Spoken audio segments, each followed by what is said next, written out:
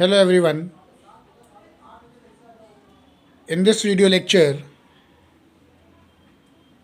I discuss the procedure for limit test of arsenic. Earlier, I discussed the principle involved in limit test of arsenic, and I also discussed the apparatus which is used specifically for limit test of arsenic, that is the Gutzeit separators. Now, today, as you can see here, I only discuss the procedural detail or the protocol which is used to determine or which is used to perform the limit test of arsenic. So, here also, in order to perform the limit test for arsenic, we have to prepare separately test as well as standard. And on the basis of the color produced by the test, or on the basis of intensity of color produced by the test or the sample, which is when compared with the standard, and accordingly an outcome can be reached. So I discuss the outcome later on once I am done with the procedure. Very first, I will only discuss here the basic procedural detail which has to be followed to perform limit test of arsenic. So, as I discussed earlier, that limit test of arsenic is performed in a very specific apparatus which is known as Gutzeit apparatus. As I said that I discuss the construction and the working of Gutzeit apparatus in my previous video lecture. You can anyhow get the content regarding the Gutzeit apparatus from there itself. And now now I will only emphasize on the procedural detail. So, in order to perform the limit test of arsenic, we have to separately prepare the test as well as the standard solutions, and both the test and the standard solutions are prepared in the Gutzeit apparatus. So,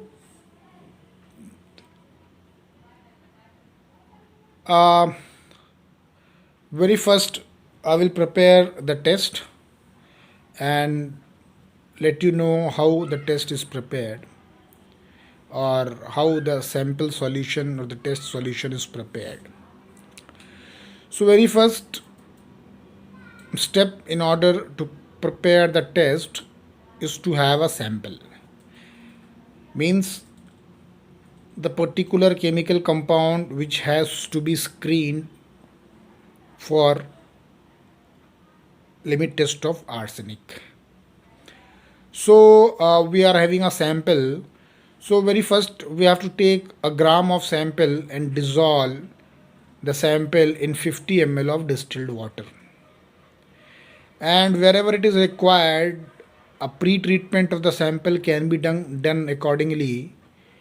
However, in order to perform or in order to prepare the test solution, we have to dissolve 1 gram of sample in 50 ml of distilled water, or sample can also be prepared as per any other specific procedure or the detail given in the official monographs. So wherever it is required that the sample has to be pre-treated, or wherever it is required that sample needs some other treatment before performing the limit test, so that particular procedure has to be performed. Anyhow, I here just prepare or the sample by dissolving a gram of sample in 50 ml of distilled water. So the very first point is to dissolve the 1 gram of sample in 50 ml of distilled water. The next point is, we have, once the sample is prepared, we have to add 10 ml of stannated hydrochloric acid. So the second step has to be performed very accurately and very carefully. So in the second step, we have to add carefully the 10 ml of stannated hydrochloric acid to the sample. Now, once we are done with the step 1 and 2, whatever the content we are having, that is the test solution, whatever we are having, it has to be transferred into the Gutzitz apparatus. In the third step, the content which is prepared, that is the sample which is prepared by following the step 1 and 2, which I discussed earlier, that particular sample has to be carefully be transferred in the Gutzitz apparatus. So if it is required to rinse the beaker in which the sample has been prepared, it can be rinsed by adding the very small quantity of water, and the rinse is then be transferred to the Gutzitz apparatus, however, wherever it is required. And basically, as the sample is totally get dissolved in the particular solvent, that is the distilled water, it is hardly required to rinse that particular beaker or whatever the container is used to prepare the sample. So wherever it is required, that if a small quantity of sample has been left in the beaker or in a container, that has to be drained into the Gutzitz apparatus by rinsing that particular vessel anyhow. So once we have followed the step 1 and 2, and the sample is further be transferred into the Gutzitz apparatus, then in next step we have to add 5 ml of potassium iodide. So the potassium iodide solution has to be prepared anyhow, and that solution has to be transferred into the sample prepared or the sample which is present in the Gutzitz apparatus. Now in the fourth step, we have to add the 10 gram of zinc. So once the step 4 has been done, that means we have added the 10 gram of zinc. So in further we have to assemble. Once the zinc has been added, immediately the apparatus has to be assembled, and it should be maintained at a particular temperature at least for a period of 40 minutes. So once the zinc has been added, immediately the apparatus has to be assembled. Assembled means it's the glass tube which is fitted, or which is fitted with a mercury chloride paper which is sandwiched in between the rubber bunks, or has to be or has to be assembled. That is, that particular glass rod has to be put into the reactor or the glass bottle, and that particular assembly has to be maintained, or that, and the whole apparatus has to be then be maintained at a suitable temperature for 40 minutes. And after that particular time period, after the 40 minutes, the mercury chloride paper has to be taken out, and whatever the color is produced, that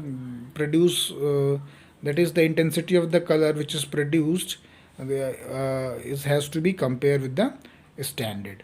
So here the color produced by the sample may ranges from yellow to the brown, and this totally depends upon the overall content of the arsenic present in the sample.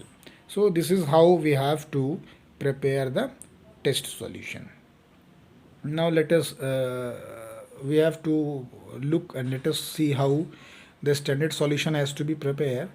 So in order to prepare the standard solution, 1 ml of standard arsenic solution has to be taken, and that particular solution, that is the standard arsenic solution, has to be mixed with 50 ml of distilled water right in the Gutzit separator. So as you can see here, in when we compare the step 1 of the test and the standard, we can here see that the standard can directly be prepared in the Gutzit separators. However, the test we have to prepare the solution once in a some other container and then has to be transferred into the Gutzit separators. However, we can here also, if there is any lack of any more apparatus, so we can also perform that particular step right in the Gutzit separators in the tests also. However, it is recommended that this test has to be prepared separately. The step 1 or 2 of 1 and 2 of the test has to be prepared separately, and then in the step 3 we have to put our content in the Gutzit separators. However, here in the case of the standard, we can see here that in very first step the standard content can itself be prepared in the Gutzit separators. That is, we have to transfer a single ml or a 1 ml of the arsenic standard solution to the Gutzit separators, and to this we have to add 50 ml of distilled water. Now other steps are similar to the test. As you can see here in the step 2, we have to add the 10 ml of stanninated hydrochloric acid, and thus it is the same as that of the test. You can see here in the test also the second step is the addition of 10 ml of stanninated hydrochloric acid, and the same one is the also here in case of the standard also. In the standard we have to add the 10 ml of stanninated hydrochloric acid. In step 3 we have to add the 5 ml of potassium iodide, and once we are done with the addition of potassium iodide, in next step, that is in step number 4, we have to add the 10 gram of zinc. So here the zinc, whatever we are using, it can be the zinc flakes also, or it can be the granulated zinc also, but it is better to have a zinc metal which is having a very good surface area anyhow, so that the reaction can be initiated without any problem and a very good result can be obtained. So once we are done with the addition of zinc, in step 5 the apparatus has to be assembled immediately. This means here we have to place the closure on the mouth of the glass bottle. That closure is already fitted with the mercury chloride paper, which is sandwiched between the rubber bungs. As you can see there itself in my video lecture where I have discussed earlier the working and construction for the Gutzit separators, you can see that particular content right there itself. And once the apparatus is assembled, the apparatus has to be maintained at a suitable temperature for at least 40 minutes. So once the apparatus is assembled, it has to be maintained at a particular temperature for a period of 40 minutes. So we have to maintain our apparatus right for the time for a time period of 40 minutes at a particular temperature, so that our reaction can be completed. This means that arsine gas during this particular time period, due to the whatever due to the chemical reaction which is taking place in the reactor or in the glass bottle, this ultimately causes the release of arsine gas, and that particular arsine gas is then gets reacts with the mercury chloride paper, and it will ultimately we will get but a stain which is then be compared. So in step 6, whatever the arsine gas which is released during the chemical reaction is get react with the mercury chloride paper, and the intensity of stain produced in the standard is then be used to compare or measure the net content of the arsenic present in the sample. So accordingly, if I say the net intensity or the net color intensity of the test sample is equals to the color intensity of the standard, the test is passes. And if the color intensity of the standard is less than the color intensity of the test, that is the test have a more dark in color as compared to the standard, this indicates that the test contain greater amount of arsenic as compared to the standard, and hence the test gets fail. And in another case, if the test have a less intensity of yellow color or less color intensity as compared to the standard, so in such a case the sample passes the limit test of arsenic, because here the sample contains the less amount of impurity as compared to the test. So this is the overall outcome of the further limit test of arsenic.